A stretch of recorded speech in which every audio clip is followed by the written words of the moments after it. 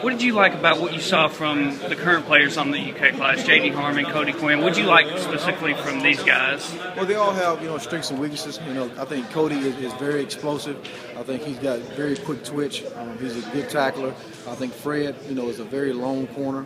He's one of the guys that you can put into the boundary. Very good tackler. And I think JD's a guy that can play multiple positions in the second. I think he can play corner or safety. He's kind of a tweener. So they all have good things they do about them. They all have negatives also. But it's our job to make sure the negatives don't outweigh the positives.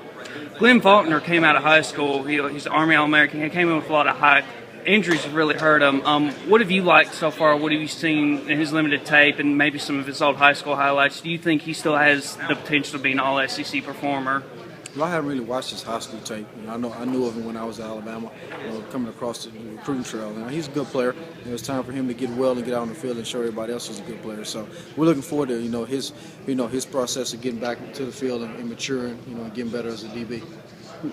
What other defensive backs have you seen that really haven't been talked about? Maybe some of the guys who played a little sparingly last year, got some limited snaps. Who have you seen so far that you've liked? I think the three that I mentioned, I think I really like Cody, as far as just raw ability. He's a guy that really can go out there and get it done. And I think, he's probably the one that stuck out the most to me while I was looking at tape.